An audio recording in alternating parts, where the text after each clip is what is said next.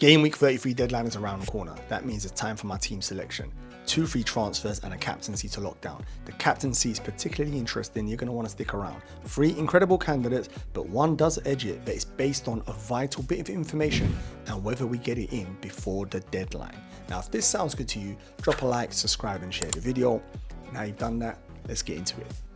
Let's have a look at my team for game week 33 and how I'm set. In goal, Dubravka keeps his position, finally gave us a clean sheet last week. I'm really happy about that, although I'm not happy about his fixture this week. He's got Tottenham, so not that great. I would prefer Areola, so let's see what David Moyes says later on as West Ham play Leverkusen tonight. That'll be interesting. If he looks like he's fit and starting, I would start him ahead of the Newcastle man. In defence, I'm playing a 3-4-3 by the way, so I've got 3 defenders starting with Pedro Porro, a player who's frustrated all of us recently with no clean sheets and no assists, but finally he got a goal last week, so we will take that. His fixture is Newcastle away. I do see Newcastle scoring, so I don't see clean sheet, but he starts because he might get a goal or an assist, so we will take the potential. Gabriel's one of the few defenders I actually look at and think, oh, I might keep a clean sheet. But this week he has Aston Villa, and that's a tricky fixture. Add to it, they just finished playing Bayern Munich midweek in the Champions League, where it was a difficult game, loads of running, and it was a 2-2 result. So interesting to see how Arsenal react to that. Last but not least in my defense is Nori, who's been really good since I bought him, getting attacking returns.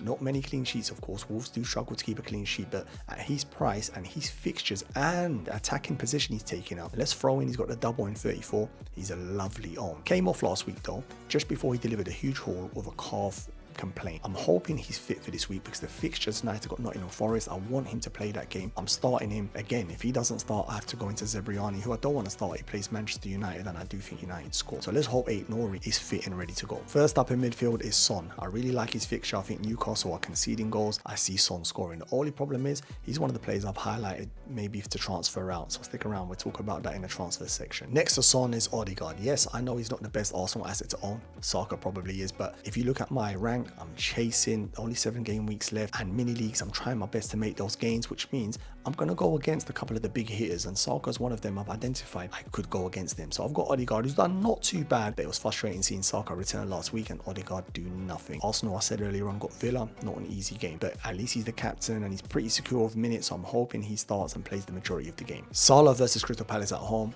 Gorgeous fixture. I'm happy about that. Liverpool need to react because against Manchester United, they were super frustrating. You could tell Klopp was not happy. Salah wasn't happy. No one should be happy. It was a poor result considering it's a record-breaking amount of shots, yet Liverpool only scored 2 and United probably had 2 shots and scored 2.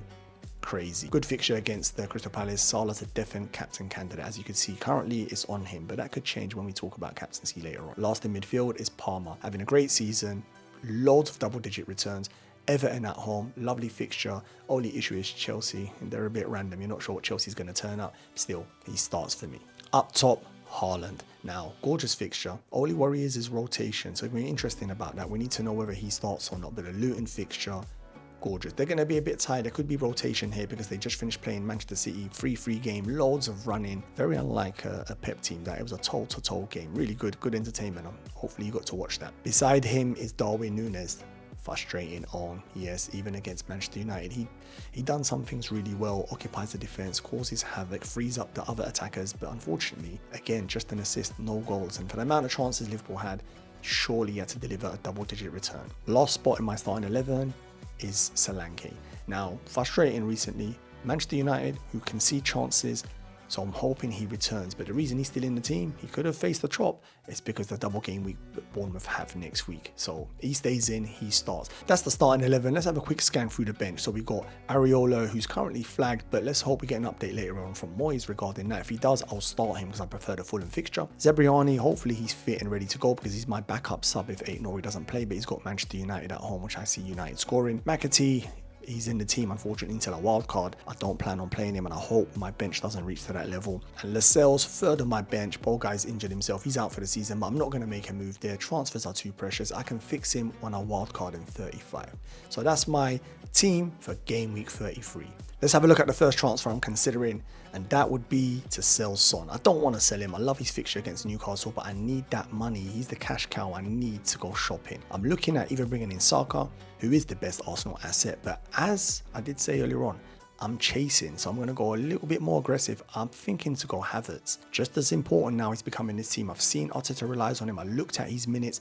He's pretty vital to this team. And if he's going to keep playing up front, yes, Gabriel Jesus is a risk, but you saw against Bayern Munich, he took off Jesus and he kept Havertz on. It tells you how reliable and how much he relies on him this season. So I'm happy, and I think I'm going to go Havertz over Saka. Yes, it's a big risk. In your position, if you don't own Saka, it's mostly the safe option. But for me, or if you're like me and you want to chase and you got a risk for appetite, bear in mind it could go wrong, of course. Always remember that. But if you're like me, I think I'm going to go Havertz. So that's the first transfer I'm considering. The second move, and it's all dependent on the information. If I find out that Haaland's rotated or Pep's not happy with his performance against Real Madrid, guess what? I'm going to hit the button and I'm going to bring in either Mateta, who I don't like his current fixture, he's got Liverpool, but I like his double game week 34 fixture. So I'm thinking ahead, or Cunha, who's got a better fixture this game week, but maybe the double game week in 34 is not great, as one of them is Arsenal. You could argue it's a game and a half, as Arsenal are so strong defensively. So that's the other transfer I'm considering, but that's based on if I get information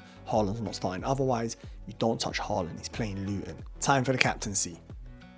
Interesting one this week, but the first choice for me is Haaland. And the reason I say that, I love the fixture.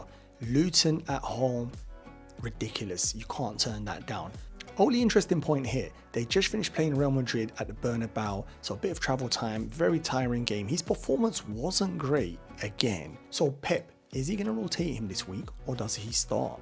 Interesting one. Is he going to rely on him for Real Madrid and just rest him? Or is he going to play him and try to get some momentum and some confidence back in his legs? It sounds crazy saying that when you look at he scored 19 goals this season. Crazy. But he hasn't been playing that well. Having said all of that, I still think he's the best captain, and I'll give you a bit more numbers to why. First of all, let's talk about his opponents. Luton. Look at their form. Win, loss, draw, loss, draw. 16th worst in the Prem. They're poor. Goals conceded. 65 goals. That is the 16th worst again. They're just poor. They concede goals, they give up chances, and they're playing against one of the best attacking teams in the world. Haaland himself, City, 71 goals, which is third best in the Prem, only one behind Liverpool, which tells you they're up there. And you always want your captain from the top 3 attacking team. 19 goals. And I'm just telling you about here, player not in form. Incredible. And he's missed some games for injury as well. 27% involvement in City's goals. Now that's important, hence why it's highlighted.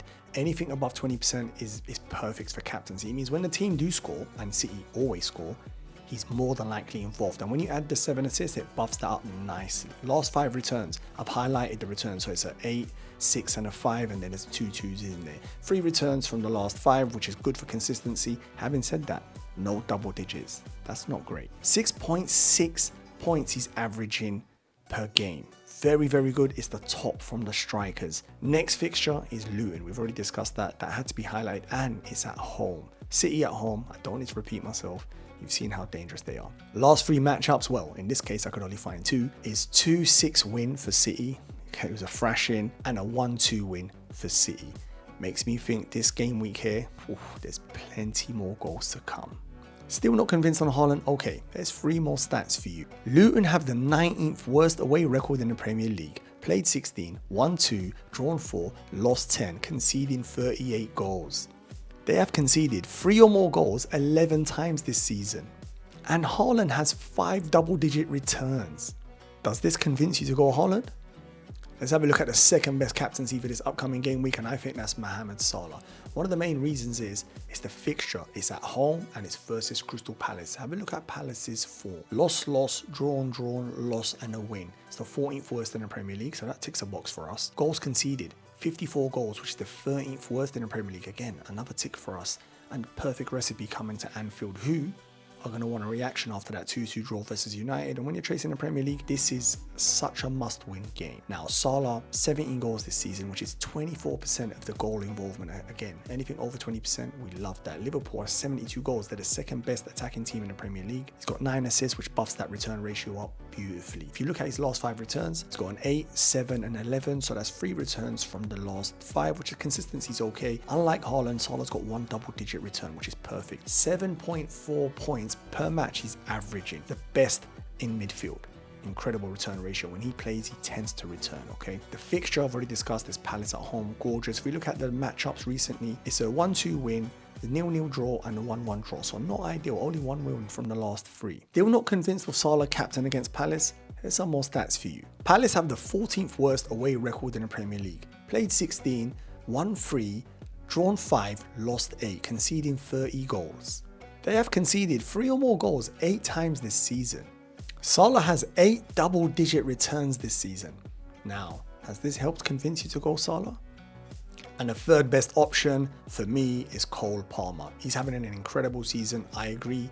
Chelsea are not having a great season. They're Jekyll and Hyde and you don't know which one's going to turn up. But Everton at home is too good a fixture to turn down. If you look at Everton's current form, they're going in with a win, draw, loss, and a draw, which is the 17th worst in the Premier League. That's a big tick for Palmer. Goals conceded though is only the 4th worst in the Premier. They've conceded 42 goals, so they do lose games, but they tend to not get battered. Now, Chelsea, only 55 goals scored, which is the 7th best in the Premier. Not ideal. Normally a captain, you want them from the top 3 attacking team, but in this case, the individual matters. Palmer's got 16 goals, and when you look at that involvement ratio, it's 29%, near 30%. Ridiculous. If Chelsea score, he's involved. 10 assists buffs that ratio up even more. Incredible. Now, last 5 returns is where he goes into another level. First of all, he's returned in last 5 games, which means the consistency is 100%. But more importantly, 3 of those returns are double digits. A 20-pointer, a 15 and a 13. Ridiculous. And if you're chasing, he has to be an option because when he returns, it's a haul. 6.7 points per match he's averaging. This number has gone up incredibly recently, and rightly so. He just returns every game week. There was one stage he was like 4.1 or 4.2. He's returning as a premium midfielder, yet he's so cheap. So in this case, remove the price from your head. We've discussed this Everton at home. Lovely fixture. And you look at the last 3 matchups, 2-0 loss, 2-2 draw and a 1-0 win. So not ideal. It's only 1 win in the last 3. Still not convinced with captain in Palmer? Here's 3 stats which could change your mind. Everton have the 9th worst away record in the Premier League. They've played 16, won 5, drawn 4, lost 7, conceding 24 goals. They have conceded 3 or more goals 5 times this season. And when you add Palmer has 9 double-digit returns this season, oof, surely you have to consider him. I hope you enjoyed the video, but more importantly, I hope you found the video useful. Get in the comments and let me know the transfers you're making this week and your captaincy, whether or not I've helped you change your mind or you're sticking to your guns. You're set on your captain. I reply to all my comments. Now, before you jump off to your next video, do me a favor, like, subscribe and share the video. I'd really appreciate that. I'm trying to reach my next milestone, which is 500 subscribers, and I can only do that with your help. On that note, I'm going to wish you good luck and see you on my next video.